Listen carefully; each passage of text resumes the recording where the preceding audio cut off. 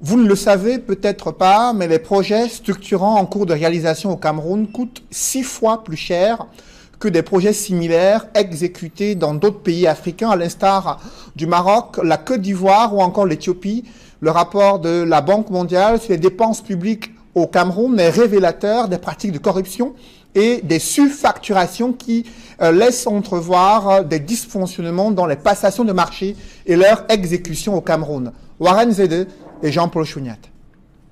Comparé aux autres pays d'Afrique, le Cameroun dépense 6 fois plus d'argent pour ses grands projets énergétiques, autoroutiers et logements sociaux, relève le rapport 2018 de la Banque mondiale. La corruption rampante et la surfacturation expliquent ces dépenses excessives. Nous constatons aujourd'hui que ceux qui sont en charge n'ont par ailleurs qu'un seul but, c'est de se mettre plein des poches.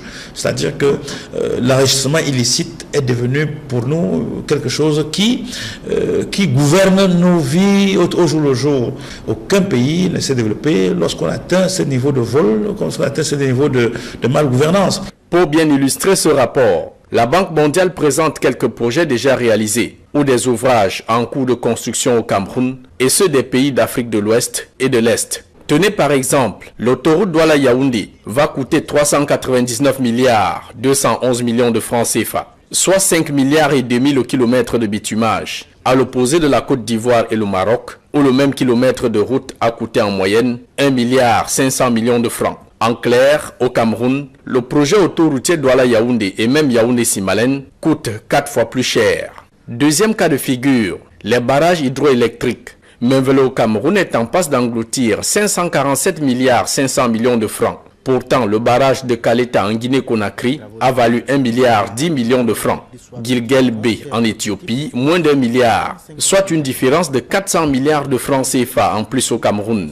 Les trafics d'influence et le défaut de suivi des organes en charge des contrôles justifient le laisser-aller des gestionnaires de la fortune publique. Ces institutions-là qui sont en charge justement, qui ont été mises en place pour que ce genre de dérapage n'arrive pas, ne sont pas à la hauteur et ne font pas leur job.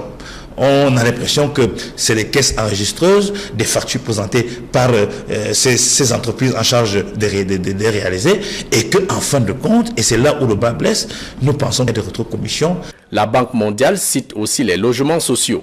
Sur financement extérieur, un appartement clé en main revient à 18 millions de francs. Et sur fonds propres de l'État du Cameroun, 32 800 000 francs CFA. En plus de ces coûts très élevés dans son rapport, la Banque mondiale mentionne surtout les lenteurs d'exécution et la prolongation des délais dans la mise en œuvre de tous ces projets, avec une inadéquation criarde entre le taux de décaissement et la durée des projets. Exemple type sur l'autoroute Douala-Yaoundé, 17% de décaissement des fonds de 2011 à 2018. Estimé à 356 milliards de francs, le barrage de Meveleux a connu une rallonge de financement de 91 milliards de francs, portant tout le projet à 547 milliards 300 millions de francs.